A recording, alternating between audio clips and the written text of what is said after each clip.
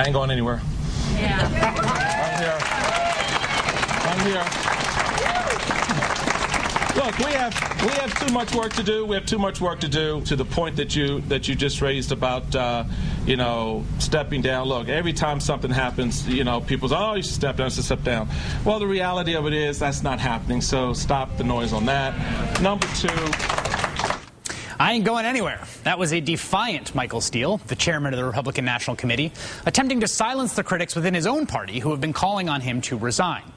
After he was caught on tape expressing doubts about the war in Afghanistan, after he was caught chastising President Obama for getting involved in and then escalating a war in Afghanistan that, to his mind, cannot be won.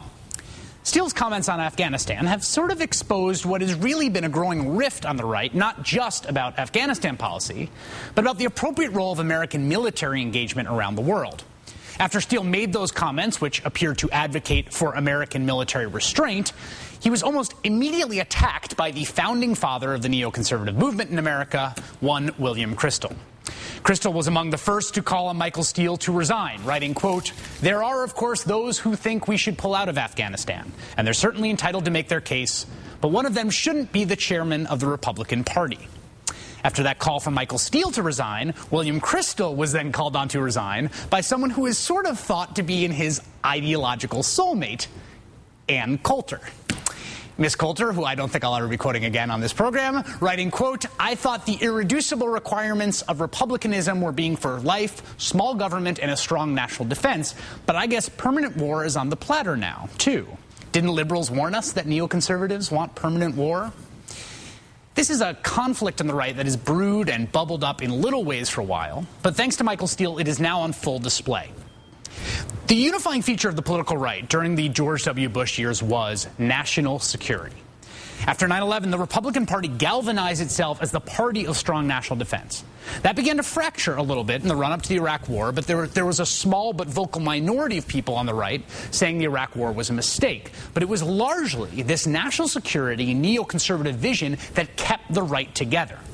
Now, in the post-Bush Obama era, there's a new unifying feature on the right. The thing that everyone on the right can now agree on isn't about family values or foreign policy, it's about spending. It's about too much government spending, too much debt and deficit. That's the thing that really unifies Republicans right now.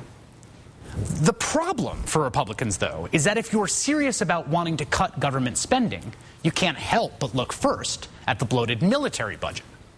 The Pentagon budget for the current year is $693 billion. That's up from $666 billion last year.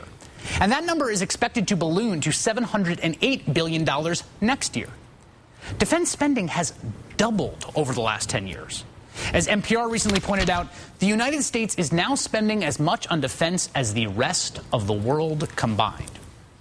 So if you're a Republican, this is sort of a problem, right? I mean, how can you be the party of national security and be the anti-government spending party when national security in its current incarnation makes up the biggest chunk of government spending? Enter brewing Republican civil war. If you're going to talk seriously about the growth of government, if you're going to take on government spending, you can't really do that without looking at the military budget. That fact has not escaped Republican Congressman Ron Paul of Texas. He co-wrote an op-ed this week entitled "Why We Must Reduce Military Spending." In it, Congressman Paul argues, quote, "It is irrefutably clear to us that if we do not make substantial cuts in the projected levels of Pentagon spending, we will do substantial damage to our economy. Substantial reductions in military spending must be included in any future deficit reduction package." Challenging Congressman Paul from his own party? Well, it is none other than fellow Tea Partier Sarah Palin. Palin arguing via Facebook that defense spending should essentially be untouchable. Quote, "Something has to be done urgently to stop the out-of-control Obama, Reid, Pelosi spending machine, and no government agency should be immune from budget scrutiny. We must make sure, however, that we do nothing to undermine the effectiveness of our military. Cut spending in other departments, apart from defense. We should not be cutting corners on our national security." If the new right is going to be all about restraint, small government, and cutting spending, then shouldn't military spending be on the table along with everything else? Joining us now is Democratic Congressman Barney Frank of Massachusetts. He co-wrote that op-ed on the need to reduce military spending with Republican Congressman Ron Paul earlier this week. Congressman Frank, thank you so much for your time tonight. I appreciate it. Glad to. Thank you.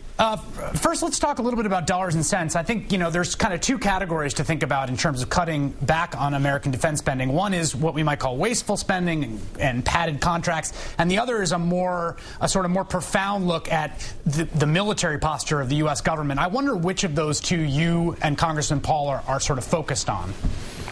Both, but more the latter, and I appreciate your making that distinction. If you concede to the geostrategic arguers that we have to have the military footprint that we have, you're not going to save a lot of money. Yes, it's nice to be more efficient, but there are two things. First of all, any entity that thinks it has an unlimited budget, it's going to be very hard to impose efficiency on them. You've got to start capping people to get them to see the need for efficiency. But secondly, waste alone isn't the issue.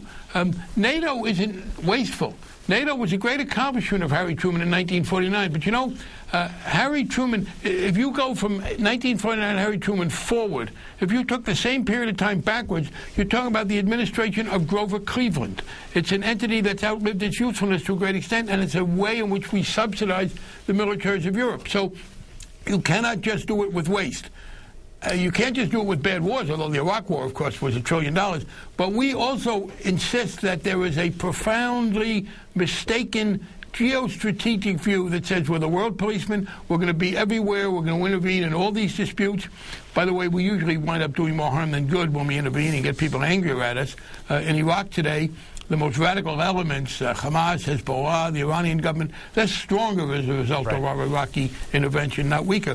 But too long an answer for a very good question. It is the latter, the strategic reach, that is the bigger part of the savings. And so you just raised the point of the war, and let's talk about that for a second. I mean, if you're going to start down this road, it seems like the lowest hanging fruit, quite frankly, is to just vote against the supplemental for the war in Afghanistan. I mean, if we're going to start paring back on the amount of money we're spending on defense, why continue to fund this war, which is... All right, well, but because you've fallen into a liberal trap. First of all, let's not forget about Iraq. Right. Iraq is, you talk about low-hanging fruit. Iraq isn't low-hanging fruit. It's laying on the ground and rotting. I was confronted yesterday, well, not nastily, by Wolf Blitzer. He said, well, what's the matter with the president's plan in Iraq? He's planning to get combat troops out this August and have only non-combat troops into the end of 2011. And my answer is, so what are we paying these guys to do? Traffic duty? I mean, what are non-combat troops doing in Iraq? We don't need to be spending tens of billions of dollars to referee the Iraqi political system. So the easiest one to do is get out of Iraq. In Afghanistan, I voted for the amendment that said, by my colleague Barbara Lee, we will spend only as much money as you need to withdraw in an orderly fashion. You put all those troops in there, you can't just walk away. You've got to be able to retreat in an orderly fashion, withdraw in an orderly fashion to protect people. I think the time has come to do that in Afghanistan. I can understand the argument there. There is no conceivable reason for us to stay in Iraq, a place we never should have gone into in the first place, where they are not facing any external enemy of any kind, and where we're told the combat mission ends in a month. So both of those, it is true, are there. But I'll tell you, an even easier one, it seems to me, is NATO. Right. I like Germany. I like the Netherlands, Denmark. Those are very nice countries, full of nice people. I don't understand what we are defending them against in the first place. I don't know who's threatening them. And secondly, if they feel threatened, let them defend themselves. This notion that we have to subsidize the budgets of our wealthy Western European allies is nuts. And I would throw in Japan. We have 15,000 Marines on Okinawa. I think most people thought the Marines left Okinawa when John Wayne died, even though he never went there himself. I mean, what are we doing with Marines in Okinawa? We need air power and sea power vis-a-vis the Chinese. We're not going to land Marines on the Chinese mainland. So there is even easier arguments to make. There are people sitting around carrying out somebody's strategic view that have no reasonable function. Congressman Frank, I really appreciate you coming on tonight, and we will let you go. Thank you so much. Thank you.